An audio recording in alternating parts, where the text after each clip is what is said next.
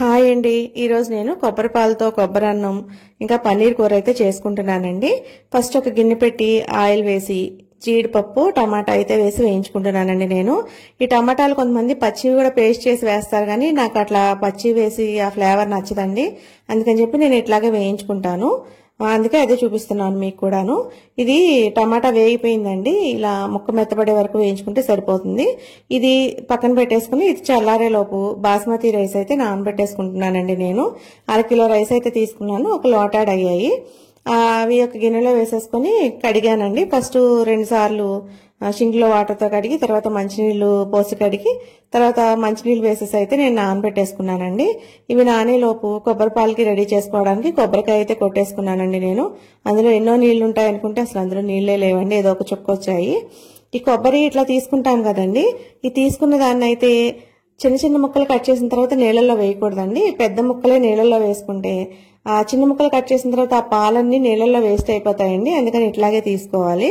ఆ ముక్కలు కట్ చేసుకుని మిక్సీ జార్లో అయితే వేసుకున్నానండి. నేను ఇలా సన్నగా ముక్కలు కట్ చేసుకుంటే బాగా మెత్తగా నలుగుతాయి. దానిలో కొద్దిగా వాటర్ వేసేసుకొని మిక్సీ అయితే పట్టేసుకున్నానండి. నేను ఇలా మిక్సీ పట్టుకున్న తర్వాత దీన్ని ఒక క్లాత్లో వేసి వడగట్టుకోవాలి. వడపోత కన్నా కూడా ఇట్లా క్లాత్ అయితే చాలా బాగా వస్తాయి నీట్గా పాలు, పేస్ట్ అది ఏమీ అందులో ఉండకుండా.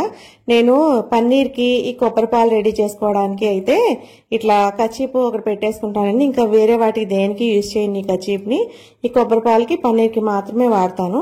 ఇలా పాలు అయితే రెడీ చేసి పక్కన పెట్టేసుకున్న తర్వాత ఒక్క కాయ తీసుకున్నానండి. నేను అరకిలో రైస్కి ఒక కుక్కర్ తీసుకొని ఈలోపు బాస్మతి రైస్ కూడా నానిపోయాయి. కొద్దిగా నెయ్యి కొద్దిగా నూనె వేసి జీడిపప్పు వేసి వేయించుకున్నానండి. అది వేగకుండానే ఈలోపే యాలక్కాయి, లవంగాయి, అనాస పువ్వు, జాపత్రి, లవంగాలు ఇవన్నీ వేసానండి. ఇవి వేసుకున్న తర్వాత వేయించుకున్నాను. ఇందులో మసాలాలు ఏమీ వేయని అవసరం లేదండి. అల్లం వెల్లిపాయ పేస్ట్ కానీ మసాలా పొడి కానీ అలా ఏమీ వేయము, కారం అది కూడా. అందుకే చెప్పి నేను కొద్దిగా పచ్చిమిరపకాయలు వేసుకున్నాను. ఇవి కూడా వేయకపోతే బాగా తియ్యగా ఉంటుందండి, ఇది తినలేము. అందుకని చెప్పి ఇట్లా వేసుకున్నాను నేను. ఈ ఉల్లిపాయ పచ్చిమిరపకాయ కూడా కొద్దిసేపు వేగనిచ్చానండి. ఇది వేగేలోపు బియ్యంలో వాటర్ అయితే తీసేసి పెట్టుకున్నానండి నేను పక్కన. ఆ బియ్యం వేసి బియ్యం చితకుండా విరిగిపోకుండా కొంచెం నీట్గా జాగ్రత్తగా కలుపుకోవాలండి. ఇలా కలుపుకున్న తర్వాత దీనిలో ఈ కొబ్బరి పాలు ఉంటాయి కదా, అవైతే వేసుకోవాలండి. కొబ్బరి పాలు కరెక్ట్గా ఒక లోటాడ్ అయ్యాయి. మామూలుగా విడిగా వండుకునే వాళ్ళకైతే 1కి 1.5 అండి కొలత. ఇలా కుక్కర్లో చేసుకునే వాళ్ళైతే 1.25 అయితే సరిపోతాయి. నేను ఆ పావు అయితే వాటర్ వేసానండి.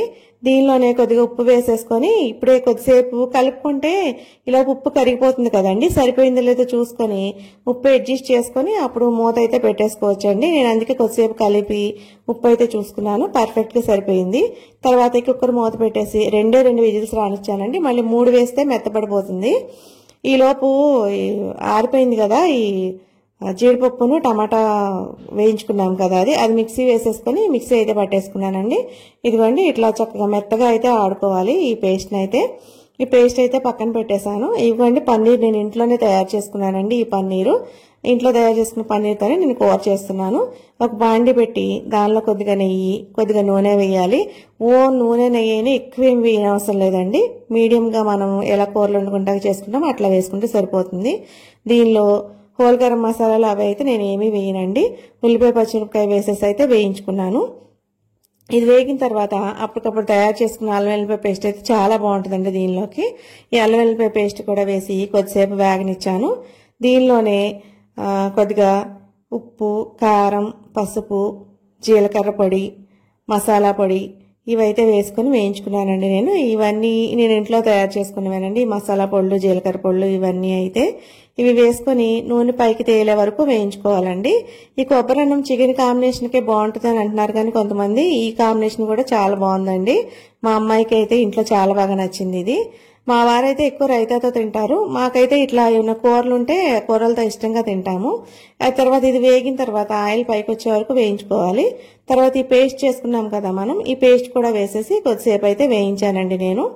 ఈ పేస్ట్ కూడా ఆయిల్ తేలే వరకు వేయించుకోవాలి. మనం పచ్చిదైతే ఇంకా ఎక్కువసేపు వేయించాలి, కానీ ఇది మనం టమాటా అది జీడిపప్పు వేయించుకున్నాం కదా, అందుకని అంత మరీ ఎక్కువసేపు ఏం అవసరం లేదండి, ఇట్లా వేగితే సరిపోతుంది. తర్వాత దీనిలో మిక్సీ జార్కి అంటుకొని ఉంటుంది కదా, అది వేస్ట్ చేయడం ఎందుకని చెప్పి దానిలో వాటర్ వేసి కడిగేసి నేను అది పోసానండి. తర్వాత కూరకు సరిపడా వాటర్ అయితే వేసుకున్నాను నేను. ఇది ఫస్ట్ పలుచగా ఉంటుంది కానీ ఆరేసరికి గట్టిపడిపోతుందండి కూర, అందుకని చెప్పి కొంచెం నేను పలచగానే పెట్టాను. ఇది కొద్దిగా ఉడకడం స్టార్ట్ చేయాలండి. ఉడకడం స్టార్ట్ అయిన తర్వాత అప్పుడు మనం పన్నీర్ అయితే వేసేసుకోవాలి. దీనిలో కసూరి మేతి అట్లా కూడా వేసుకోవచ్చండి, నేనైతే ఏమీ వేయలేదు. ఇదిగోండి పన్నీర్ వేసేసుకున్నాను నేను. అసలు పన్నీరు ఎంత సాఫ్ట్గా వస్తుందనండి ఇంట్లో చేసుకున్నా సరే, నాకైతే చాలా బాగా నచ్చుతుంది. ఈ మధ్యకాలంలో అసలు పన్నీర్ అయితే బయట కొనట్లేదండి, నేను ఇంట్లో చేసుకున్న పన్నీర్తోనే అన్ని వెరైటీస్ అయితే ఇంట్లో చేసుకుంటున్నాను. ఇదిగోండి పన్నీర్ కర్రీ అయితే కొంచెం దగ్గర పడింది. ఇప్పుడు దీనిలో నేను కొత్తిమీర అయితే వేసుకుంటున్నానండి. కొద్దిగా కొత్తిమీర వేసుకున్న తర్వాత పాల మీద మేగడైతే వేసానండి నేను. ఇందులో నేను బటర్లు అట్లాంటివి ఏమీ వేయనండి, ఇలా ఇంట్లో పాల మీద మేగడే వేస్తాను. ఈ మేగడ వల్ల ఎక్స్ట్రా టేస్ట్ వస్తుందండి కూరకి, చాలా బాగుంటుంది. ఈ కర్రీ కూడా ఆల్మోస్ట్ రెడీ అయిపోవచ్చిందండి. ఇది కొంచెం అయిపోయిన తర్వాత ఈలోపు నేను పెరుగు చట్నీ కూడా చేసుకున్నానండి. ఈ రైస్లోకి పెరుగు చట్నీ కూడా ఇవి చూడండి, ఒకసారి మర్చిపోయాను. ఇది ఈ లోపు మూత తీసి చూసుకున్నాను, ఒకసారి కలిపానండి. ఇందులో కొత్తిమీర వేయడం అయితే మర్చిపోయాను నేను ఫస్ట్ లో, అందుకని చెప్పి ఇప్పుడు కొత్తిమీర అయితే వేసాను. కొత్తిమీర వేసినా వేయకపోయినా సరే ఒకటే టేస్ట్ లో ఉందండి, చాలా బాగుంది. రైస్ కూడా చక్కగా పొడి పొడిలాడితే ఎంత బాగా వచ్చిందోనండి. ఈ కుక్కరు మా అమ్మాయికి ఒకసారి రిలయన్స్ లో బట్టలు కొంటే ఫ్రీ వచ్చిందండి, బటర్ఫ్లై. అసలు ఎంత మంచిగా ఉపయోగపడుతుందో, నాకైతే చాలా బాగా నచ్చిందని తీసుకున్నాను ఆ రోజు ఈ కుక్కరు. తర్వాత ఇది పక్కన పెట్టేసుకుని ఈ కూర కూడా చూసుకున్నానండి ఒకసారి. ఇంక ఇది కూడా రెడీ అయిపోయింది, ఇంక ఇది కూడా కట్టేశాను. తర్వాత ఇంకా గట్టిగా అయిపోయిందండి. ఇప్పుడు చూస్తే ఇట్లా ఉంది కదా, ఇంకా థిక్గా అయిపోయింది. తర్వాత అయితే ఈ కూర భలే కాంబినేషన్ అండి, ఇదైతే భలే కుదిరింది. తర్వాత పెరుగు చట్నీకి ఉల్లిపాయలు అయితే కట్ చేసేసుకున్నానండి నేను. పెరుగులో డైరెక్ట్ ఉల్లిపాయలు వేసే కన్నా ఇట్లా కొంచెం ఉప్పు వేసుకొని ఉల్లిపాయలు కలుపుకొని అప్పుడు పెరుగు వేసుకొని పెరుగు చట్నీ చేసుకుంటే భలే టేస్ట్గా ఉంటుందండి. ఈసారి ఎప్పుడైనా ఇట్లా ట్రై చేయండి.